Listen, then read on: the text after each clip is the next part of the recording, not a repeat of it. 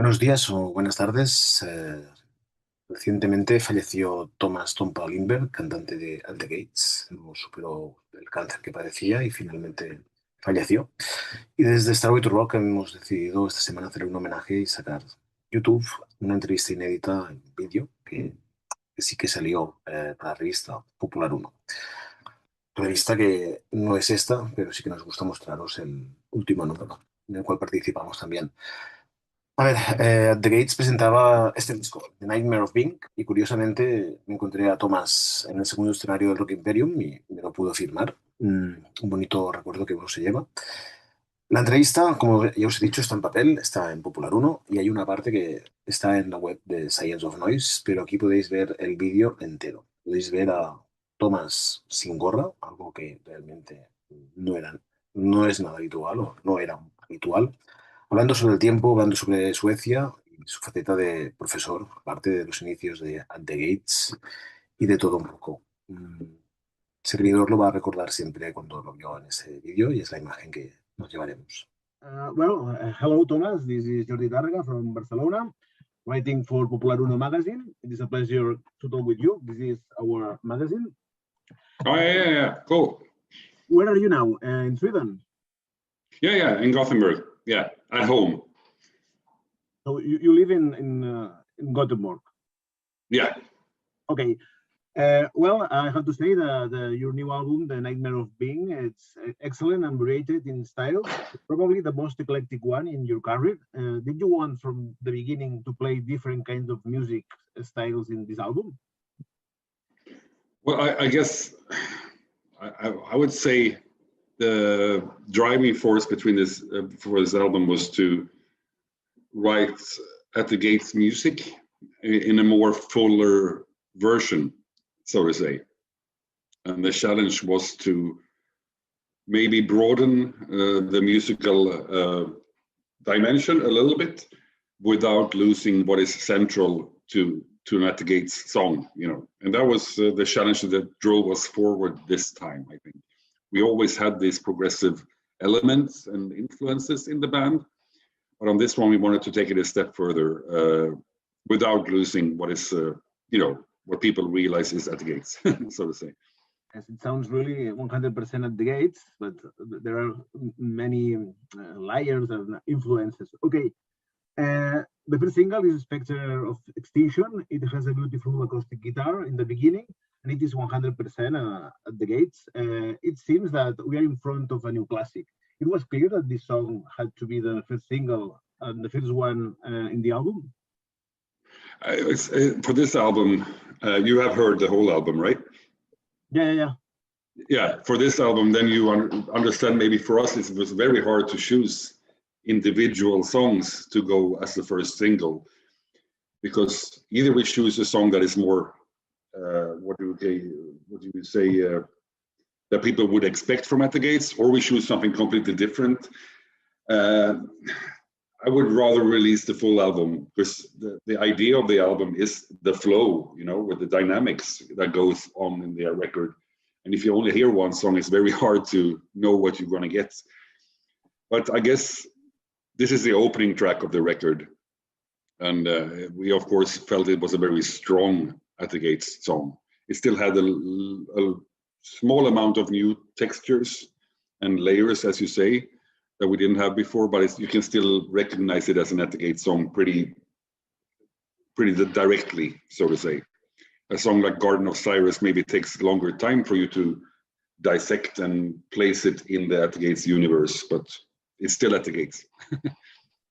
Okay, and the title of the song, Spectre of Extinction, seems to be connected to these pandemic times. I haven't got the lyrics, but it seems that the band have a lot of things to say to humanity. Do you feel that we are condemned to extinction? I mean, this is the main topic in the lyrics of the album. Well, it's based in the pessimist philosophy, the whole record. And that was actually decided before the pandemic started. So we already knew that we were going to make a dark and desperate record, so to say. I think for us, the specter of extinction means more, like the ever present fear of our own mortality. You know, that's what we talk about more in that song. The pandemic probably helped us more in the songwriting department because it gave us more time, and you know, we could focus more on the record than we would have in the normal times when we had shows and stuff. So I think you talked before about layers and details and all that. That's probably comes from there was more time spent on the record, basically. Okay, you say that philosophers and pessimistic. So which are these philosophers? Do you have somebody? Yeah, there's a lot of them, but my starting point was Thomas Ligotti, who is not a philosopher. He's a horror writer, actually, to start with. But the first book I read about this in this time was his book, A Conspiracy Against the Human Race, which is more like an introduction to the ideas of pessimist philosophy. But of course, he had recommendations for other books to read within that book. So I stepped upon, you know, the classics, Schopenhauer, the Kioran, Becker, all the central persons in the pessimistic philosophy. One I stumbled upon that I find very intriguing is Eugene Thacker, an American modern present one, and we actually worked together on the song Cosmic Pessimism with him as a lyricist. Okay, it's the next question is about the song, because I'm not an expert in your music, but from my point of view, the most surprising song is Cosmic Pessimism. In that song, I can feel some influences from the 90s music, something really original and different from your classic style. Do you think that fans will love or understand that song? I think our listeners are very used to At the Gates challenging them in their tastes, and I think people would almost be disappointed if there weren't any more avant-garde songwriting going on the At the Gates record. Of course, this one is very different from what we've done before, but the idea for the song was to build something that was very repetitive, monotonous, and almost like oppressing when you listen to it, you know, to give you this almost like a pressure on the chest when you hear it. And our challenge was if we could do that, but still make it sound like At the Gates, you know, with the same emotional aspects. And it was a big challenge, but I think it turned out really, really cool. And I'm intrigued by the reactions that it's gonna result in, I guess. It could be a single in the future, maybe. Yeah, but we have ideas to do single releases for most of the album, actually, eventually. We have collaborations with video artists for most of the songs already.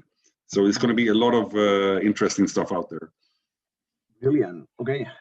There are orchestral parts in songs like Touched by the White Hands of Death and In the Fall into Time. I have to say that in the beginning of the song, it reminded me of Sabbath's song called The Morphine Child. From my standpoint, I think that the symphonic music fits perfectly with your music style. The symphonic parts is something that will take more room in your upcoming albums. Well, I guess Jonas, who wrote those parts and transcribed them for the musicians, he is very much into the neoclassical, music. So I think it's also one of the things I always come back to the word challenges. Yeah. But for him, he also needs to challenge to push himself forward as a musician and songwriter. And we have already discussed some ideas for the next album, with those kind of parts being a more integral part within the songs, instead of being more in the beginning or the end of the songs, for example, being more incorporated within, and how we could do that more interestingly, So yeah, definitely we're going to explore all of these different avenues even more, and even maybe look to something else, like for example, for Garden of Cyrus, we have the more improvised parts, which we never done before. Okay, so we are closer to see the Gates with the symphonic orchestra in Wacken. Oh, yeah, it's hard to say. I mean, we played at the Roadrun Festival. We did some songs together with the Yoke Whale string quartet, and that was really amazing for us.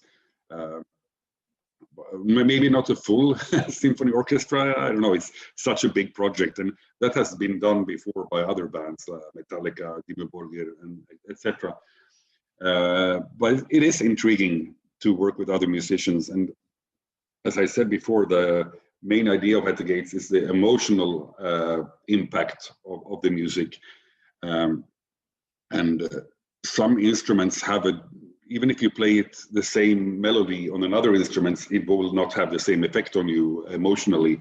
For example, you mentioned the intro to Touched by the White Hands of Death. That lonely flute is so desperate and delicate. You couldn't get that with a guitar, that emotional. So I think that's what we are looking for, how to express ourselves with our emotions even further, with different sonic landscapes. Okay, another surprising song for me is Garden of Cyrus, starting with an atmospheric mid-tempo with saxophone. I love when the band tries to mix different kinds of influences, but why a saxophone in this song? Well, I mean, we are basically very big King Crimson fans, as probably everybody knows by now. And some of the favorite parts was always with the horns and everything with King Crimson, like Starless, with stuff like that. So we wanted to do something along those lines, and also, as I said, to actually incorporate a level of improvisation within a genre that is very strict. Metal has always been more about it should be tight and figured out certain time patterns and whatever, and to throw in a saxophone player that is improvising on top of that is a very interesting moment for us to see how he portrayed that. We gave him just some guidelines, like with the emotions and which kind of sax players we liked, basically. And then he just improvised over the part. And I think that is something we would like to explore more, not maybe just with saxophone, but with different instruments, the improvisational part of it. Okay, you are working as a teacher in high school in Sweden, and I am working in a high school as a teacher too, sports teacher. It has to be great for your student to see that the teacher is a rock star. What do they say when they see you growling on a stage and playing this kind of music? Well, I teach in the socially, economically challenged areas of town. So the students there listen mostly to hip hop, of course. Yeah. So it's not their music of their choice. I think they think that it's cool and fun that I have another career as well. But they don't really listen to it. They think, yeah, Thomas does his thing, and they can sometimes be surprised by the amount of thumbs up or whatever it is on YouTube and Facebook. But that's about it, I guess. I try to have a relationship with them just as their teacher, not be too fun. You know what I mean? Because then. Which age have your students? Around 15, 16. It's the same. We do sports teacher, sports in the outdoor sports in the mountain. Yeah. Okay. Wow. Okay, that's cool. And you were your teacher. I go to my school working with this at the Gates t-shirts. Do you used to go with your t-shirts?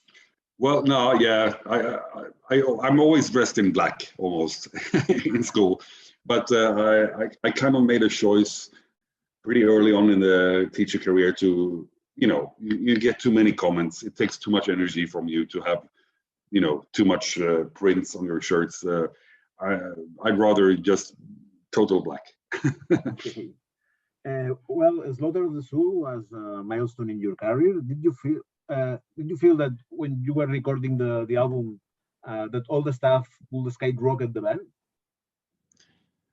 With Slaughter of the Soul, it was really a desperate time for the band because we had, you know, we were growing up, we were getting to that age, what, 21 years old, when you start to figure out like, oh yeah, should we do this? Should we really do this, or should we just do it as a hobby, you know? So it felt like a little bit like a make it or break it kind of record, that we really had to prove ourselves if we wanted to stay in the game and, you know, continue as a band. So we really focused a lot on the songwriting on that record. It was a big challenge for us to write that, because we had written more progressive and complex songs before. So for us to take the step to writing more precise, short, hard-hitting songs was a big challenge. But again, when we were done with that challenge, we were moving on already. Yeah. After Slaughter of the Soul, after touring for the United States to be nominated for the Swedish Grammy, the band decided to split up. For the fans, it's something hard to understand. Yeah, but again, you have to take in consideration that we were very young. We had released 4 albums in 4 years, since between the ages of 18 and 21. So it's a hard place to be. You don't really know who you are and what you're doing. There was a lot of expectations for the follow-up. The touring life was taking its toll on some of the members. It was just, it imploded more than exploded, actually. And it was hard for some years to look back on it and what we could have done differently. But after a few years, we started to become good friends again, and it was actually a good decision, I think, also for the band to not continue so fast, you know, without reflection on what we were doing. Who knows what the next At the Gates album would have sounded like in like '97? It might have sounded like shit, you know, if we would have just continued. But with the break, it gave some experience and, well, wisdom, so to say, to reflect more upon the music and to start the band over with a more full At the Gates sound, I guess, that we have now, in our opinion, at least. Okay, the first time you opened for Metallica was in Getafe Electric Festival in Spain, in Madrid. And in some interviews you said that finally, after all those years, you got it. It was a dream come true. Yeah, I guess, you know, man, I remember going to those shows back in the 80s, you know, and of course, you know, we played on the, still a big stage, but on the smaller stage. Metallica played on the, you know, but it was still, we were playing the same, you know, arena. It was really cool. And I mean, throughout the reunion, we met up with a lot of our heroes, you know, the bands like Dark Angel, Slayer, and so on, and that they actually knew who we were so surprising to us, you know. And maybe that's when it started to sink in, because we didn't realize how the reunion tour was gonna be so big, you know. We just thought, yeah, there's gonna be a few hundred people that show up, you know, and all of a sudden it was huge, and we didn't understand anything. It was a very emotional summer, that 2008 summer. You always had the nickname of Tompa. Which is the origin of your nickname? That's a very common, that's like, if you're called Robert in England, you're called Bob, you know? If you're called Thomas in Sweden, you're called Tompa. It's as simple as that. I think you have probably some examples from Spain as well. Yeah. So it's the most common nickname if your name is Thomas, basically. Okay. It's not so exotic. When did you start to wear a cap on stage? It is something iconic, I think. I don't know what happened there. Yeah, I think maybe when we started doing the reunion shows, you know, my hair was still like growing long again, and it, you know, it's flying all over. Maybe it was just something like that. I didn't think about it, but I've always been like more in the hardcore punk scene as well at the same time, and it was like a normal attribute for me to look like that. And I guess now it's become a thing. You know, people would not recognize me without it, so it's better stay on. Maybe, I don't know. Okay. It maybe helps a little bit with the receding hairline as well. Okay. Some months ago, I interviewed Michael Steiner from That Tranquility, and I asked him about which was the best album of melodic death metal from the Gothenburg sound, and he said that At the Gates was his favorite.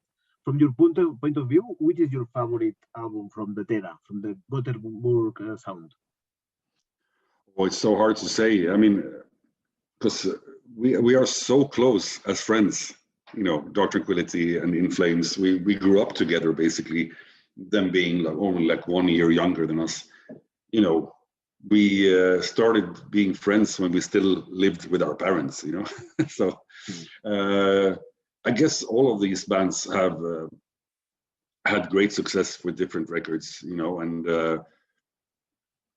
it kind of dawned upon me that it was becoming a thing when Dark Tranquility put out The Gallery, I guess, you know. But in my view, I like them most when they are being a bit more avant-garde. So I love the Projector album as well. You know, it's two sides of the same coin, so to say. But they're still getting stronger and stronger. I really like the new release as well. And how do you think it's possible that a city like Gothenburg have got all these fantastic bands and with the more or less the same music style? It's because it's not an incredible big city. It's just a... No, but I guess it's basically a few people. A scene always starts with a few dedicated people that form, you know, a couple of bands, and sometimes there's this incestuous behavior that you share members. You know, we only need like 15 kids to start a scene, basically. You know, I mean, Stockholm is twice the size of Gothenburg, and they have even more. So it's, I guess it's for us. Most of us grew up in not just the same city, but in the same neighborhoods in the same city. You know, so it's like a very small clique of people, and of course, when other people in the city say like, oh yeah, they're doing great, they're doing shows, or maybe I'll form a band too, and they, you know, then it starts basically. Yeah. Yeah. Okay. Now we have thunder here. Yes. So hopefully the internet connection will be okay. Oh, here it's really sunny day. It was before, but now it's super dark and I hear the thunder roaring. I never visited Sweden. I hope soon, if the coronavirus accepts. It's a very big country to visit. A lot of different things in the same country.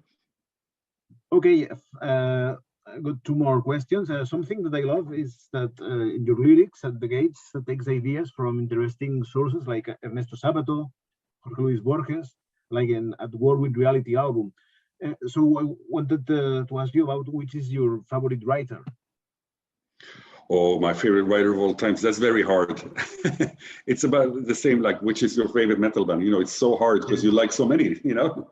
But I mean, for me, there have always been the classics, you know, for example, the Russians, like, you know, no one can argue with Dostoevsky, for example, you know, but again, no one can argue with Borges either, you know, and the same goes for James Joyce, for example, you know, but they're so different to each other. So it's hard to choose one favorite.